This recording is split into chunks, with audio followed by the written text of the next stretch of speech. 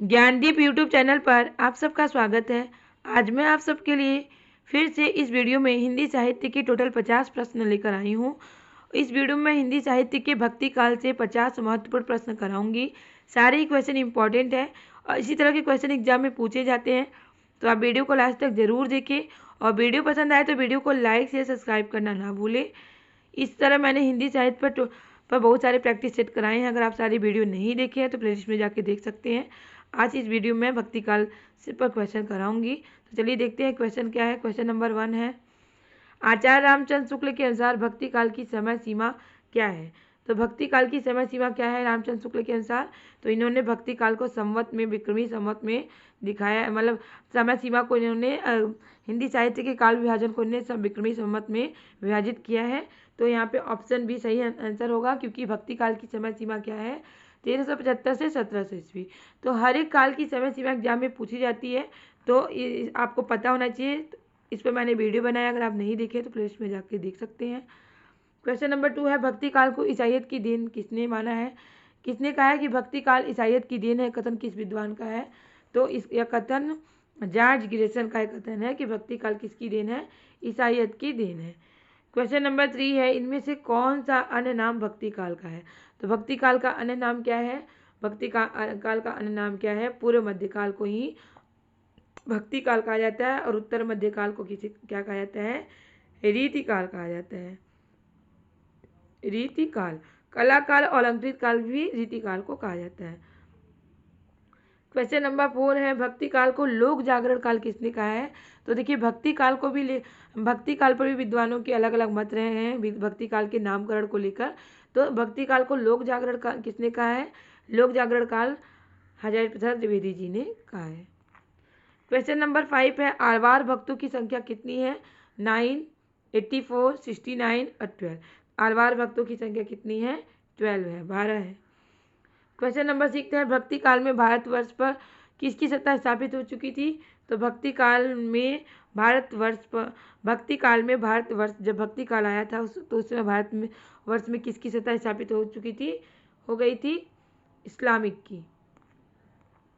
Question number 7 है, आलवार भक्तों में एक महिला संत कौन थी। आलवार भक्तों की संख्या कितनी थी? 12, जिसमें से एक महिला संत थी, उनका नाम क्या था? आंडाल। आंडाल जो थी एक महिला संत थी। क्वेश्चन नंबर 8 है, नालीनार दिव्य प्रबंधन किसकी रचना है। तो नालीनार दिव्य प्रबंधन आचार्य रामचंद्र शुक्ल, आलवार संत, मीराबाई या जयसी। तो ये किसकी रचना है? आलवार संत की रचना है। क्वेश्चन नंबर 9 है, दक्षिण में वैष्णव भक्ति का प्रचार प्रसार कौन कर रहे थे। तो दक्षिण में वैष्णव भक्ति का प्रचार प्रसार आलवार संत कर रहे थे।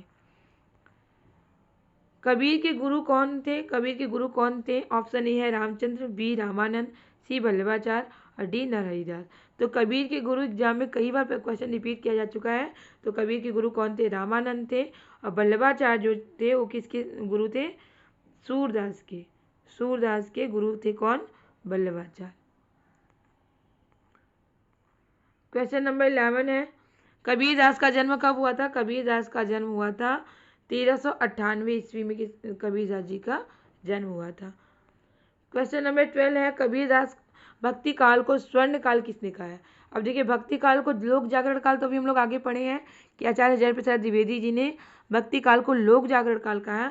स्वर्ण काल किसने कहा है? तो जॉर्ज गिरिसन ने भक्ति काल को स्वर्ण काल कहा है। स्वर्ण काल जॉर्ज गिरिसन ने कहा है। और स्वर्ण युग किसने कहा है? डॉक्टर श्याम सुंदर दास ने भक्ति काल को स्वर्ण युग कहा है। क्वेश्चन नंबर 14 है, सुदामा चरित किसके द्वारा रचित काव्य ग्रंथ है। सुदामा चरित जो है काव्य ग्रंथ है, किसके द्वारा रचित काव्य ग्रंथ है? मतीराम, कबीरदास, पद्माकर, नरोत्तम दास। नरोत्तम दास के द्वारा रचित क्या है? काव्य ग्रंथ है क्या? सुदामा चरित। गंग किसके दरबारी कवि थे? राजा मान सिंह, महाराणा प्रताप, अकबर, पृथ्वीराज चौहान। अकबर गंग किसके राजा दरबारी कवि थे? तो अकबर के दरबारी कवि थे। क्वेश्चन नंबर 16 है, धर्म का प्रभाव कर्म, ज्ञान, भक्ति इन तीनों धाराओं में चलता है। यह कथन किस विद्वान का है? ऐसा किसने माना है कि धर्म का जो प्रभाव है वो तीनों धाराओं में चलता है, कर्म, ज्ञान और भक्ति। तो ऐसा किसने माना है? रामचंद्र शुक्ल ने, हजारी प्रसाद द्विवेदी ने, राम कुमार वर्मा ने और नगेंद्र ने। तो रामचंद्र शुक्ल जी ने माना है कि धर्म का जो प्रभाव है कर्म, ज्ञान और भक्ति तीनों धाराओं में चलता है। क्वेश्चन नंबर 17 है, जन्म काल के अनुसार निम्नलिखित भक्त कवियों का सही अनुक्रम क्या है। अगर जन्म काल के अनुसार देखा जाए तो सही अनुक्रम क्या होगा, तो यहाँ पे सही अनुक्रम होगा पहले सूरदास, फिर मीराबाई, फिर तुलसीदास, फिर दादू दयाल। तो ऑप्शन बी सही आंसर होगा। अगर जन्म काल के अनुसार से देखा जाए तो ये कालक्रम क्या है, सही है। क्वेश्चन नंबर 18 है, कृपा राम द्वारा रचित नायिका भेद की सबसे पुरानी पुस्तक क्या है। कृपा राम द्वारा जो रचित क्या है, नायिका भेद है कि सबसे पुरानी पुस्तक क्या है, हीत तरंगिणी जो है सबसे पुरानी पुस्तक है। क्वेश्चन नंबर 19 है, रुद्र संप्रदाय की स्थापना किसने की। तो रुद्र संप्रदाय की स्थापना विष्णु स्वामी ने की। रुद्र संप्रदाय की स्थापना, हर एक संप्रदाय की स्थापना किसने की है, तो भक्ति काल पर मैंने इस पर चर्चा किया है। अगर आप वीडियो नहीं देखे तो जाके देख सकते हैं। रामानुजाचार्य ने किस दर्शन का प्रतिपादन किया। तो रामानुजाचार्य ने विशिष्टाद्वैतवाद दर्शन का क्या किया, प्रतिपादन किया। निम्बार्काचार्य का संबंध किस दर्शन से है। तो निम्बार्काचार्य का संबंध विशिष्टाद्वैतवाद, द्वैतवाद, शुद्धाद्वैतवाद या द्वैतवाद। तो निम्बार्काचार्य का संबंध किस दर्शन से है, द्वैतवाद से। कबीर के माता पिता का क्या नाम है। तो कबीर के माता पिता का नाम है नीरू और नीमा। क्वेश्चन नंबर 23 है, कबीर किसके दरबारी, रहीम किसके दरबारी कवि थे। किसके दरबारी कवि थे, रहीम। तो पृथ्वीराज चौहान, अकबर, रतन सेन, भोजराज। तो अकबर के दरबारी कवि थे कौन, रहीम। क्वेश्चन नंबर 24 है, आकाश धर्मा गुरु कहा जाता है, किसे कहा जाता है। शंकराचार्य को कहा जाता है, या रामानंद को कहा जाता है, या रामानुजाचार्य, या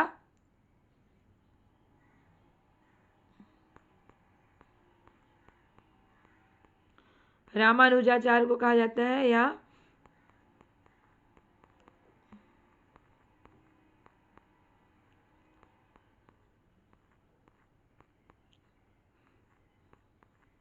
वल्लभाचार्य को कहा जाता है। किसको कहा जाता है, तो रामानंद को क्या कहा जाता है, रामानंद को आकाश धर्मा गुरु कहा जाता है। किसे, रामानंद को।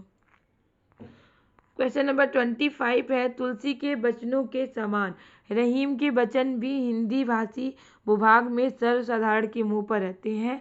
यह कथन किस विद्वान का है। तो यह कथन रामचंद्र शुक्ल जी का है। यह कथन किस विद्वान का है, रामचंद्र शुक्ल जी का यह कथन है। मदनाष्टक के रचयिता कौन है, कबीर दास, रसखान, नरोत्तम दास, रहीम दास। मदनाष्टक के रचयिता कौन है, रहीम दास जी है। खेट कौतुकम किसकी रचना है, रहीम दास जी की है, या कबीर दास, या तुलसीदास, या रसखान।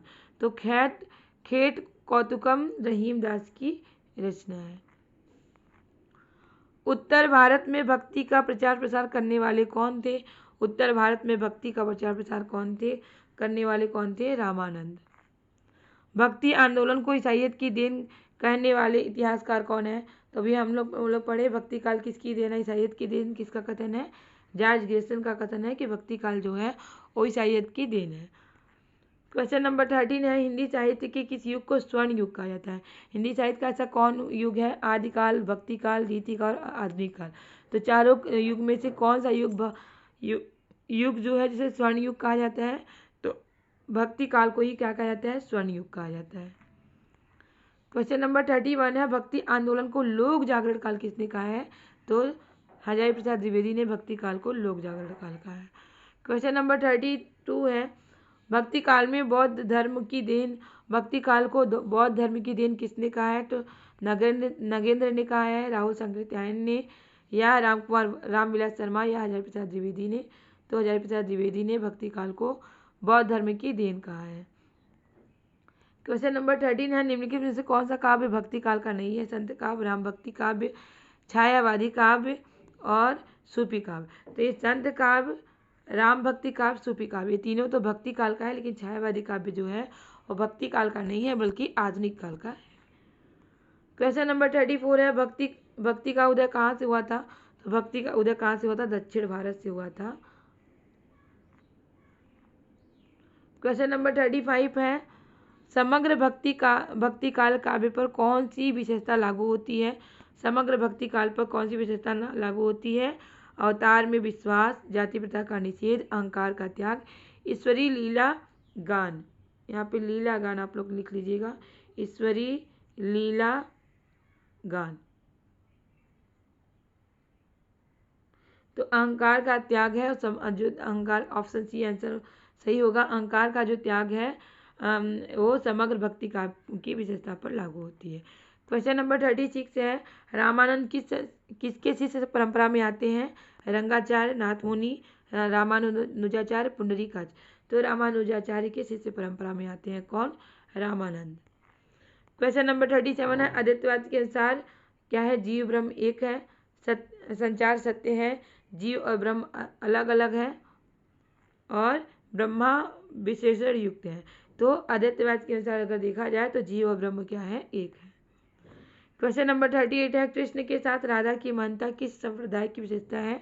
तो कृष्ण के साथ राधा की महानता किस संप्रदाय की विशेषता है? संकाली संप्रदाय की विशेषता है।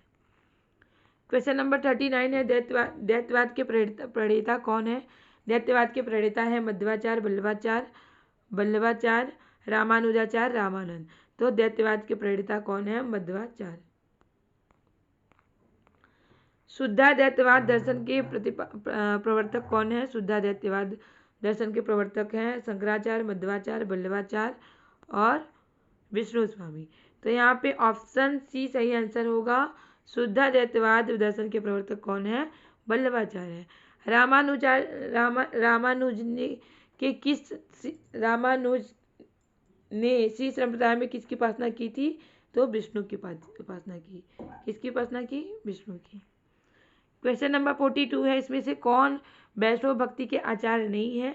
तो वैष्णव भक्ति के आचार्य कौन है? वल्लभाचार्य तो है ही। वल्लभाचार्य कृष्ण भक्ति के है, तो मतलब वैष्णव के ही होंगे।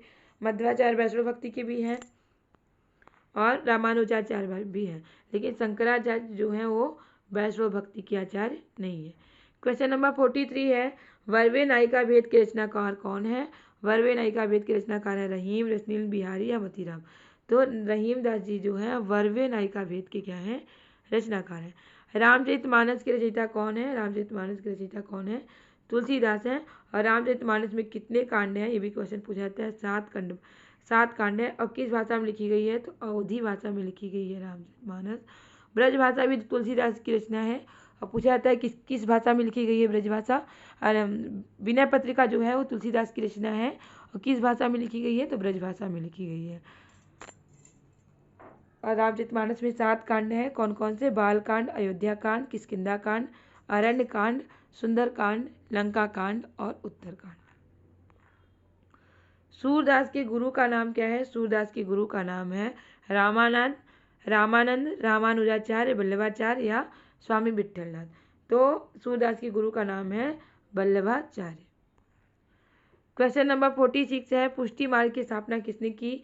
तो पुष्टि मार्ग की स्थापना किसने की? शंकराचार्य, वल्लभाचार्य, स्वामी विट्ठलनाथ और सूरदास। तो पुष्टि मार्ग की स्थापना किसने की? सूरदास जी ने की थी। और अष्टछाप की स्थापना विट्ठलनाथ जी ने की थी। अष्टछाप की स्थापना किसने की थी? विट्ठलनाथ जी ने की थी अष्टछाप की स्थापना।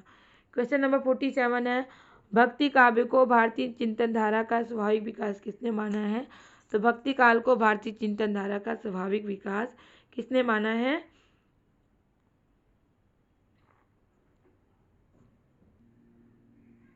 भक्ति काव्य को भारतीय चिंतन धारा का स्वाभाविक विकास किसने माना है?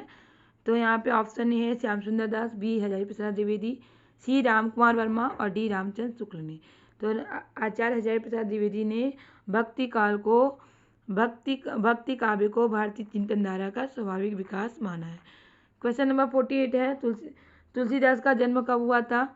तो 1532 ईस्वी, 1632, 1832 और 1900। तो तुलसीदास का जन्म हुआ था 1532 ईस्वी में तुलसीदास का जन्म हुआ था। कबीर दास की काव्य भाषा क्या है? किस भाषा का इन्होंने प्रयोग किया था?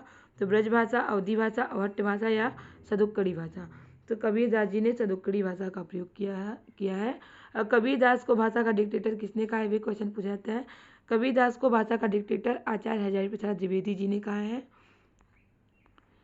लास्ट क्वेश्चन है क्वेश्चन नंबर 50। मसी कागज छुयो नहीं, कलम गहो नहीं हाथ। प्रस्तुत पंक्ति के रचयिता कौन है? दादू दयाल, कबीरदास, रैदास या सुंदरदास। तो प्रस्तुत पंक्ति के रचयिता कौन है? कबीरदास जी, जो कि भक्ति काल के ज्ञानाश्रयी शाखा के प्रतिनिधि कवि हैं। कौन प्रमुख कवि हैं? कौन? कबीरदास जी। तो ये रहे आपके टोटल 50 क्वेश्चन। एक लास्ट क्वेश्चन है 51 क्वेश्चन, जो कि आप लोगों के लिए है। अगर आपको इसका आंसर पता है तो कमेंट बॉक्स में आंसर जरूर बताइएगा, क्योंकि इससे समझ में आएगा कि आपकी तैयारी कैसी हो रही है। तो क्वेश्चन हम लोग देखते हैं क्या है क्वेश्चन है 51। रामलला नाचू के रचयिता कौन है? रचनाकार कौन है? रत्नाकर, रैदास, तुलसीदास या घनानंद। तो रामलला नाचू के रचनाकार कौन है? यहाँ पे अगर आपको आंसर सही पता है तो इसका आंसर कमेंट बॉक्स में ज़रूर बताइएगा। उम्मीद है कि आपको वीडियो ज़रूर पसंद आया होगा। वीडियो पसंद आया तो वीडियो को लाइक से सब्सक्राइब करना ना भूलें, क्योंकि आपका लाइक शेयर सब्सक्राइब ही हमें मोटिवेट करता है इस तरह के क्वेश्चन, इस तरह के टॉपिक लाने के लिए, जिससे आपकी अच्छी तैयारी हो सके और आप अपने एग्जाम में सफल हो सके। इसी तरह के क्वेश्चन, इस तरह के टॉपिक की तैयारी करने के लिए हमारे चैनल से जुड़े रहें। तब तक के लिए मिलते हैं नेक्स्ट क्लास में। बाय।